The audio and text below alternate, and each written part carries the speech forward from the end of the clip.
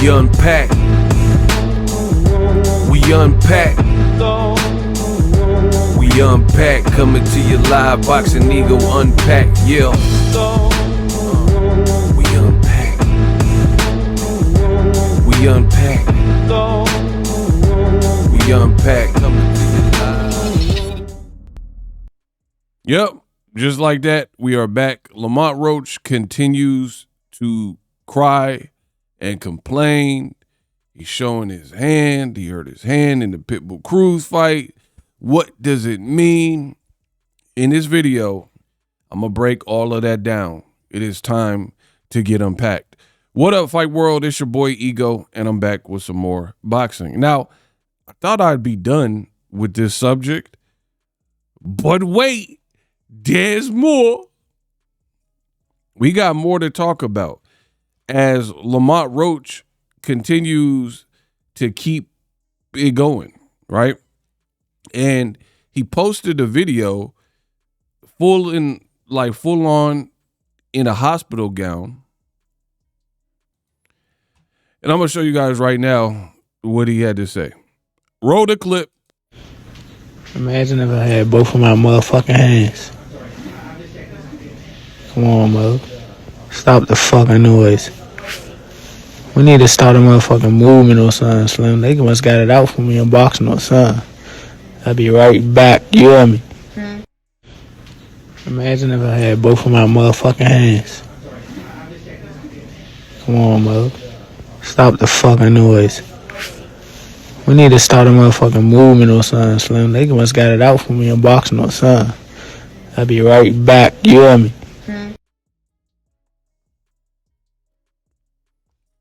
Imagine if I had both of my hands. They must have it out for me in boxing, said Lamont Roach. And on the caption on the video, it says, "Thank you to everybody who came out to F with me and witness a legendary night. I love y'all. Heart." And to everybody against this ish, y'all, suck my end quote. Okay. Now, again, I didn't want to have to do this, but y'all made me. Lamont Roach, he looks bad here, bro. He looks bad. And I'm going to explain why. He fought valiantly. It's not an issue. He shows heart. He comes to fight, comes to try to win. No problem. But I've never been a big fan of when people, they're almost like front runners where when things are going their way, you see the bravado. You see the spirit and the trash talk and all that. And then when things do not go your way, you turn to this.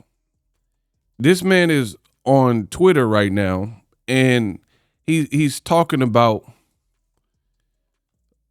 and I want to quote him exact.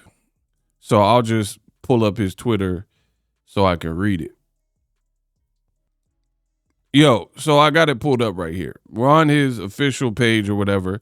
And in my opinion, this new generation is chopped.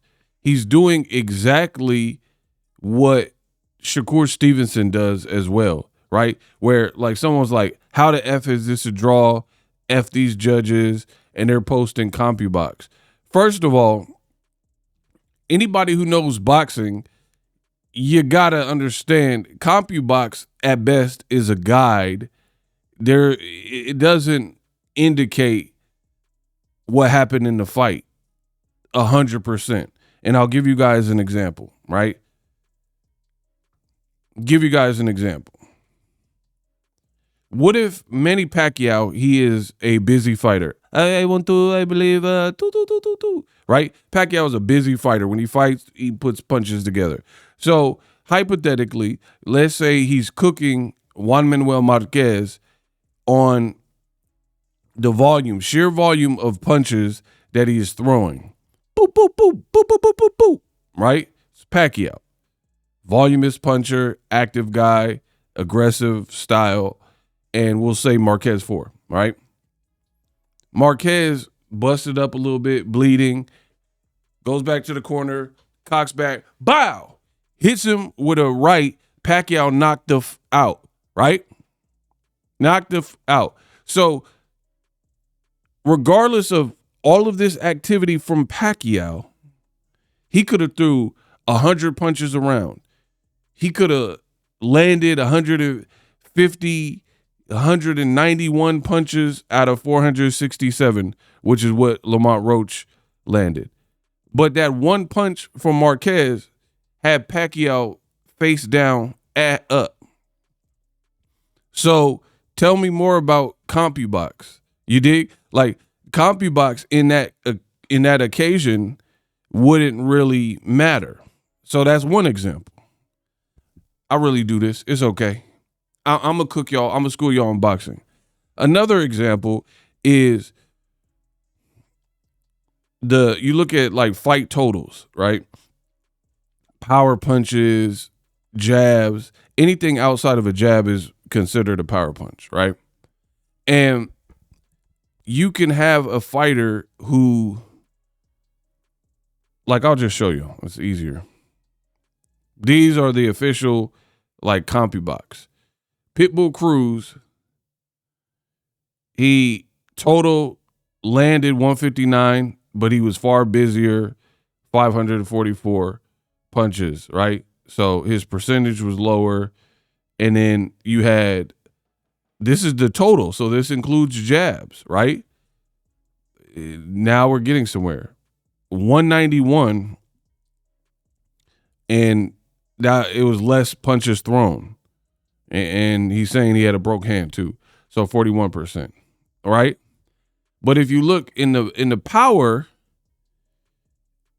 the accuracy is lower for Pitbull, but he also threw more power shots, which might impress the judges because it looks like he's pushing the fight, right?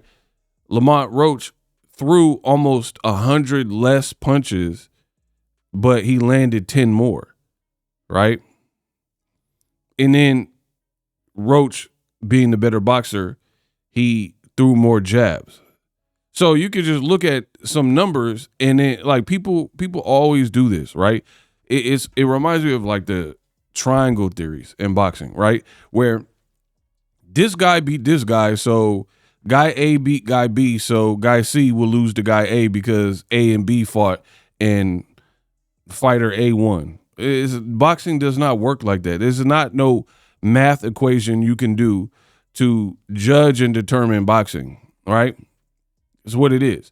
So you can't look at a bunch of numbers and determine exactly what went on in the fight based on the numbers. First of all, you have to account for potential human error. You got somebody with a clicker. How do we even know that they're accurately depicting the punches that were landed? We're talking about an aggressive fight. There's action and somebody's like, bow, bow, bow. How do we know that they're accurately documenting what's happening? So again, this is not like AI technology. This is a human. So you run the potential of human error. That's first thing. Second of all, what happens in boxing if a guy in the first half of the fight, let's say the first 4 rounds, he was throwing 100 punches around, right? So his stats are loaded up, and this goes towards his total, and he's throwing 100 punches around. It looks good, but let's say he completely fades in the back half of the fight because this fight went 12 rounds. He completely fades in the back half of the fight, right? So his stats are mostly from the first half of the fight, and then in the second half, the person started to get cooked. Like, for example, Caleb Plant versus David Benavidez. In my opinion, Caleb Plant was winning like the first 5-6 rounds of the fight. However, Benavidez started to pick it up, find his money shots, and over time, in the back half of the fight, he started to hurt Caleb Plant. Keep in mind, Caleb never went down, but his face was starting to show the markings of being in the fight. So this is, again, why you can't rely on stats. The stats might show that Caleb Plant out-jabbed a guy like David Benavidez. This is why you have to watch a fight. You have to score a fight round by round, right? You can't just look at some numbers that somebody else put up and then, hey, that's the tail of the tape, right?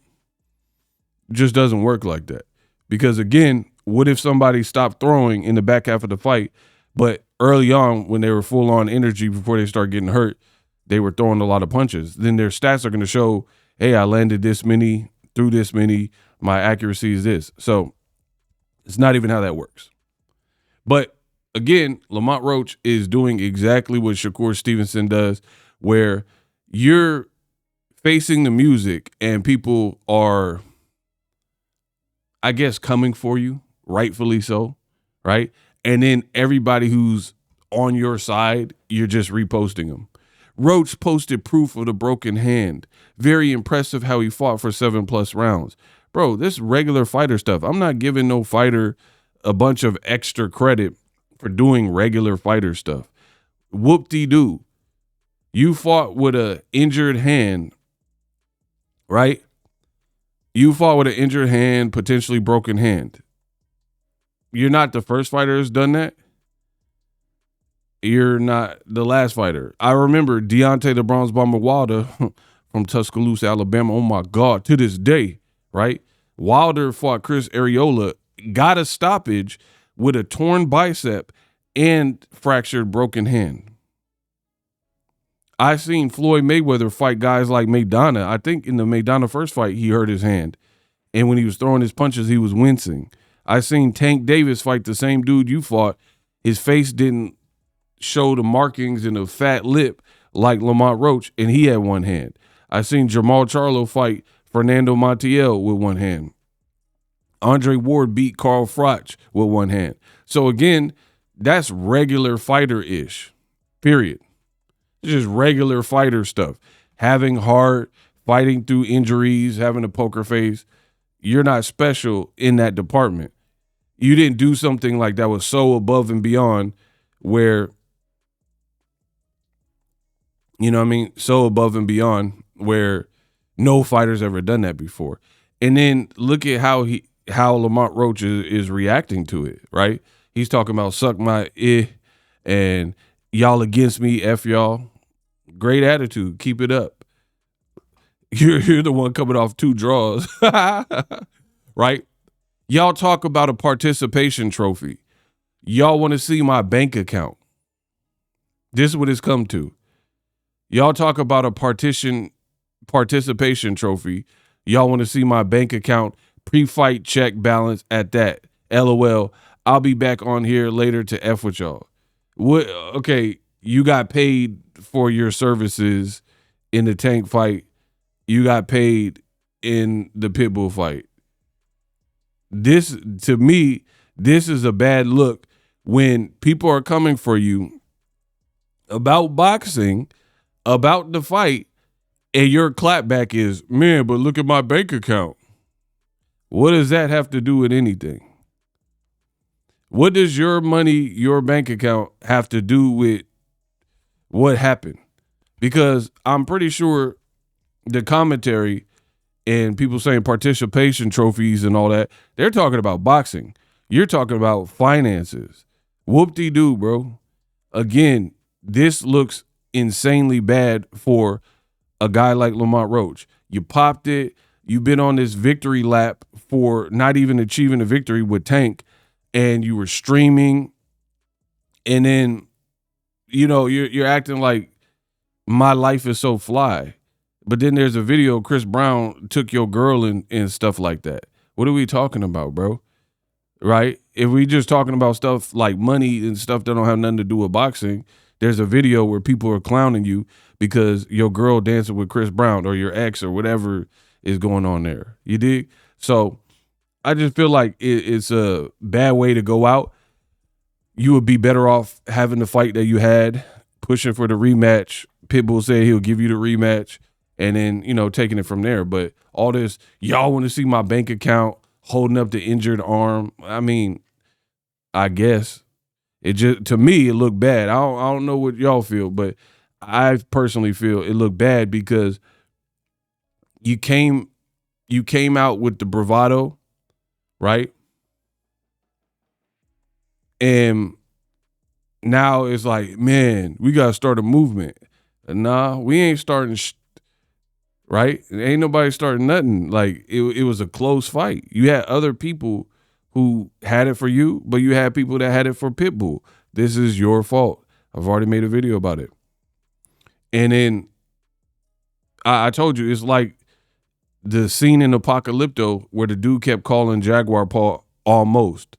Almost don't cut it. Ninja, I came outside and dragged my and boxed down the stretch Saturday night. I ain't tucked my tail, none of that BA-ish ninjas be on. All that popular and political-ish, saving whoever they trying to with these dumb draw plots.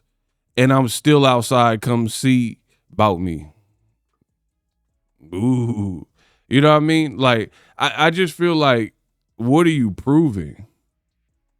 What is the point of any of this? Like, and here's the reality, right? Lamont Roach is the only fighter that I can recall that got 3 draws. Drawmont Roach, right? He literally has 3 draws, but he acting like he can't understand or is inexplicable. You have more draws than the average person, right? Like Tank got 1 draw. Shakur got 0 draws, right? You have 3 of them. 3. Orlando Cruz, right? Tank Davis, and then a back-to-back draw with Pitbull Cruz. This is the only man in active boxing that I could think of that literally has 3 draws, and he's acting like he cannot understand how he could be given a draw. You have 3 of them. How are you? This is like your norm at this point. You have 2 back-to-back, and you had the one with Orlando Cruz. These are the facts. Receipts, right? Another thing, you have a 40% knockout ratio, and you talking like you're Tank, you're Better Biev, right? So look, majority draw versus Pitbull, majority draw versus Tank, and another blue split draw with Orlando Cruz, right? And he don't have a crazy record, by the way. He been knocked out 5 times. You ain't knock him out. You had a draw with this man, right? He got knocked out all but 2 times, and this is who you're drawing with. And then you're acting like you acted like you can't fathom, and it's like he's like talking about it's a script that they keep running. Listen, you're a good fighter, build from it, and that's that. But going out like this is to me is not impressive because it just makes you look like you're whining and you're crying and all this SMD, suck my, and all this stuff. Good luck with that, bro. Close fights cannot be deemed a robbery. I've always said that, right? You could try to spin it, flip it, twist it, pull it, pause. You were in a close fight. And I'm not a fan of this new generation with this woe is me crap. Acted like victimization, where, oh man, this happened to me and oh my gosh. I've watched boxing, I've covered boxing. Let me see when Lamont when he turned pro, because I've probably been covering boxing longer than he's been a pro. But let me check. Oh yeah, for sure. He turned pro in 2014. So I've been doing this longer than he's even been a pro fighter. Facts, right? And the reality is I've seen some egregious robberies. Pernell Whitaker, that's an egregious robbery when he fought Julio Cesar Chavez. That is like a flat out robbery where they said it was a draw, but anybody who watched the fight knows that Chavez should have won the fight, right? you were actually in a close fight. Both fights were in Texas too. And if you're such a student of the game and you have astute knowledge of boxing, you should have known the drilly coming off of a draw with Gervonta Davis and fighting Pitbull Cruz in Texas. First of all, Texas is notorious for bad reffing, bad judging. Anybody who knows boxing knows that commission has gotten it wrong, probably more than Vegas, New York, areas like that, California, etc. So any boxing scholar would know that. So you knew you were up against that. You knew it was a pro Pitbull crowd. You knew he knocked you down because it was an actual knockdown. You knew every time Pitbull stuck his tongue out, threw punches, winging shots, missing, whatever, that the crowd was going to react, which also can impact and influence what the judges are seeing. And you fought like two neck and neck of a fight, right? There was a spot in the middle. And this is coming from somebody who said I probably would have shaded the fight to Lamont Roach. But also, I'm not mad at a draw because I can understand a draw or even a Pitbull close win, right? You let Pitbull start off well and end well, period. Your sweet spot was round 6, 7, 8, right around there. It's not this big like controversy and conspiracy and oh my God, they're out to get me. That to me, that is devoid of reality.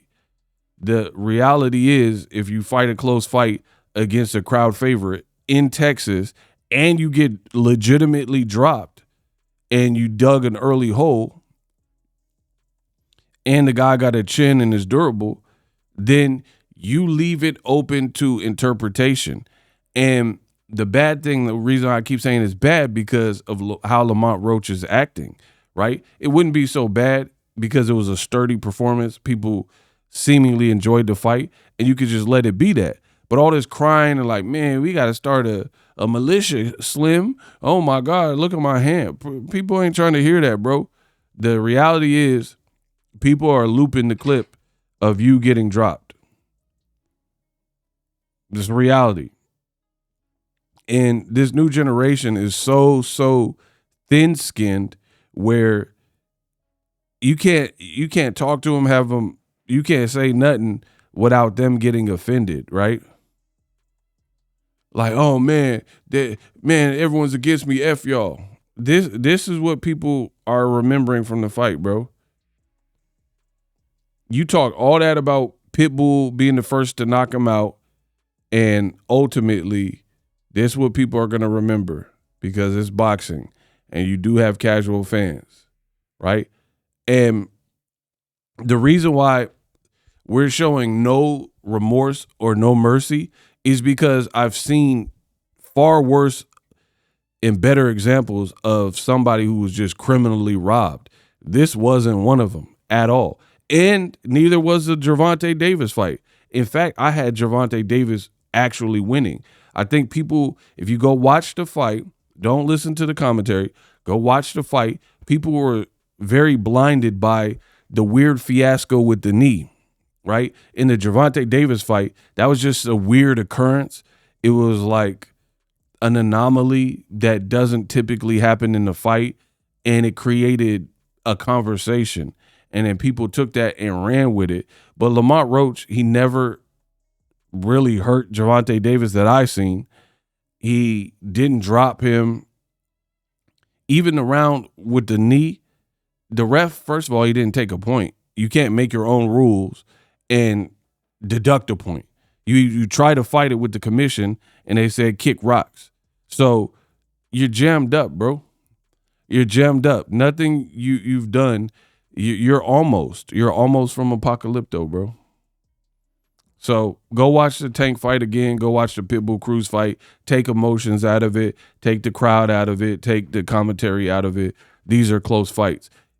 And instead of like raging at the fans and being triggered, you should probably listen to your dad because he has some good cornering advice and look at where you're going wrong. And that's why, for me, I don't really have much faith for people like Lamont Roach when they don't assume responsibility and have accountability at all. I have no faith, because the times where my life, certain things, it feels like I'm being attacked. The universe is against me and all that. But I don't have this woe's me attitude, because the times where it's easy to just like crumble, bow down, take a knee, and be like, oh man, life is attacking me. Why me? Why? And like cry and get depressed and stuff. Those are times where life is going to test you. And what I've noticed, at least in my life, I can't speak for y'all, but in my life, is if everything's my fault, right, I in turn can get over it because I assume the responsibility for it. There's things where it's like not all the way your fault. Like, let's say somebody did something to you. Like, let's say you're in a relationship and a girl cheated on you, right? Hypothetically, we'll just throw something out there, right? Your girl cheated on you. In those situations, I look at it and then I take from it, was there something that I did that led to this? Like, maybe you stopped treating the girl the same way. I don't know. It depends on the situation, right?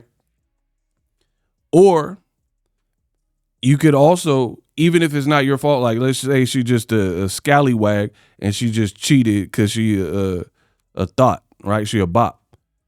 Cool. You could still look at it like, man, I stopped focusing on my priorities and I put all my eggs in the basket of this BZ. And then when it happened and you get cheated on or whatever, right? Then you kind of still have yourself to blame because you stopped all forward progress in your life and gave her too much power. And then obviously you didn't pick the right one. You see what I'm saying? So no matter what the situation is, you could always kind of point an arrow inward towards yourself. There's almost always, let's say you get in trouble with the law, you were kicking it with some people. Maybe your parents told you about hanging out with this crowd and you didn't heed the warnings, you didn't listen. So it's still your fault, right?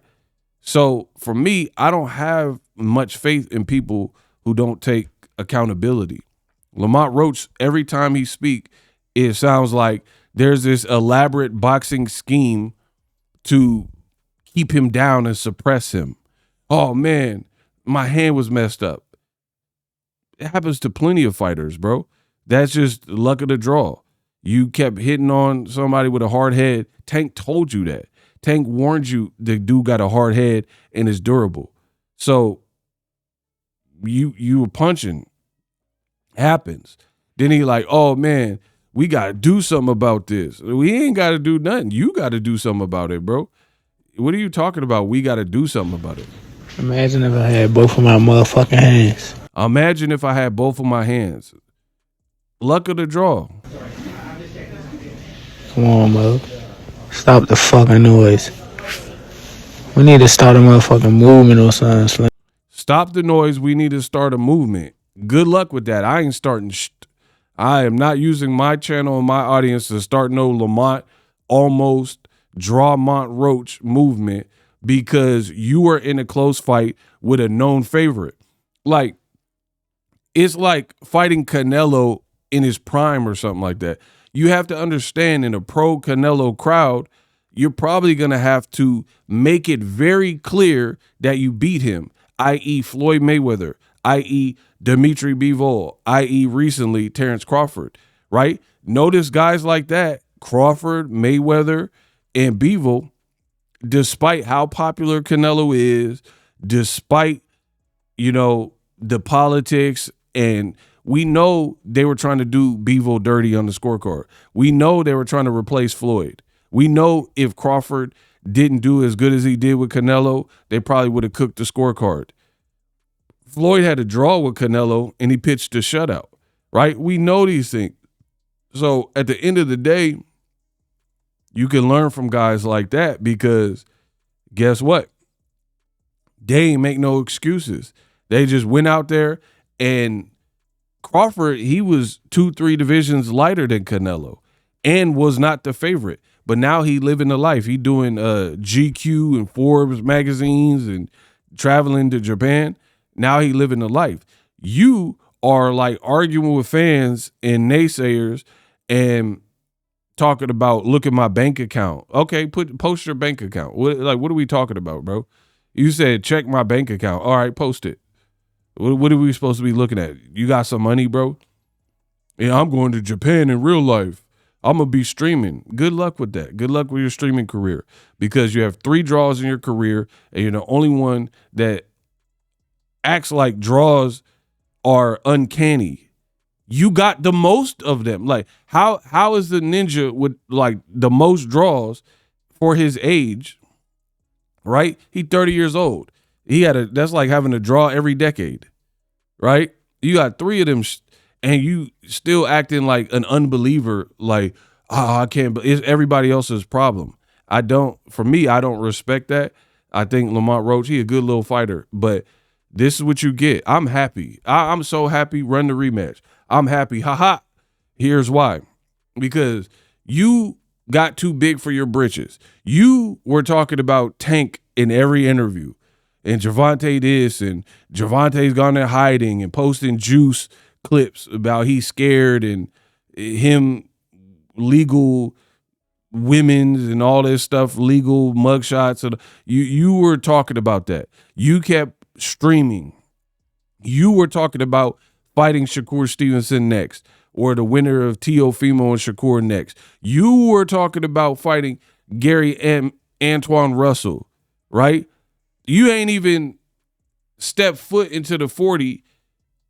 We already ready to go to 40, bro. You ain't even have one win at 140 against no names, and you was talking about fighting Gary Antoine Russell, a champion, and then now it's boo-hoo, my hand, me hand, I got robbed, I keep getting robbed. Bro, people aren't buying it, and the more you push with this, the worse it's going to look.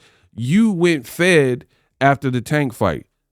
Like, this generation is truly chopped. They do not get it.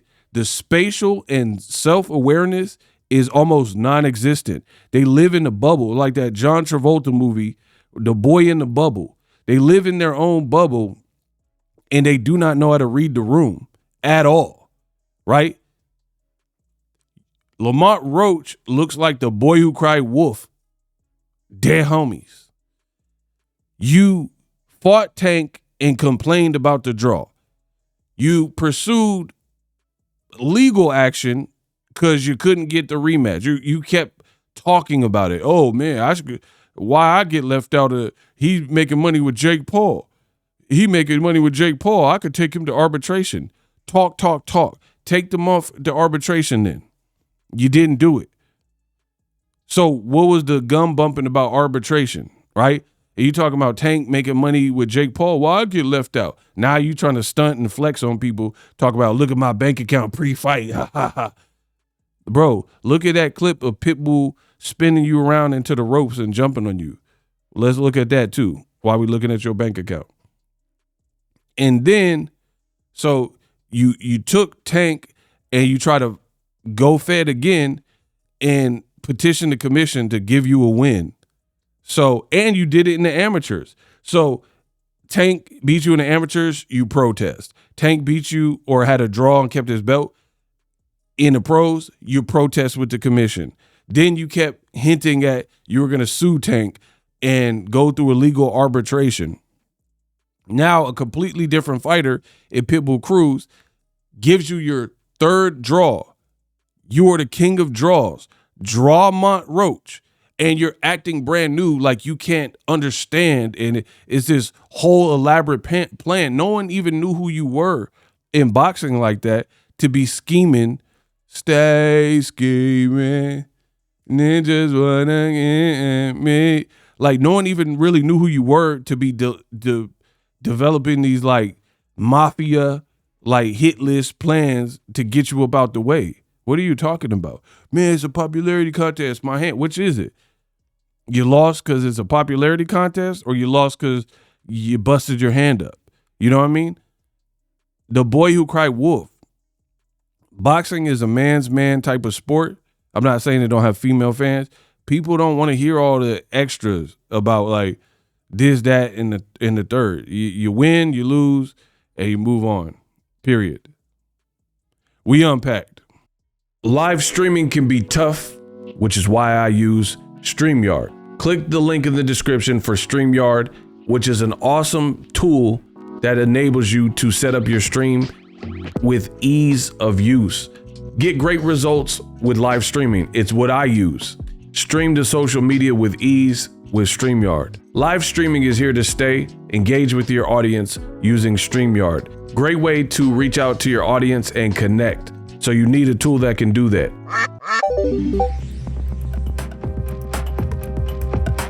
If you're new to YouTube and you're struggling to get views, one tool I can provide to you is TubeBuddy. I've been on YouTube over 10 years. I use TubeBuddy daily to crank out videos just like this one that you're watching. Learn how the pros do it with TubeBuddy. YouTube receives a lot of traffic, which also means a lot of creators, a lot of people putting out content. So you need to learn the ropes so you know how to separate yourself, especially if you're new, but even if you're a pro, use TubeBuddy. The link is in the description. Get more views, more subscribers, and a higher click-through rate, so ultimately you can realize all of your online goals. Use my affiliate link in the description and grow your channel fast.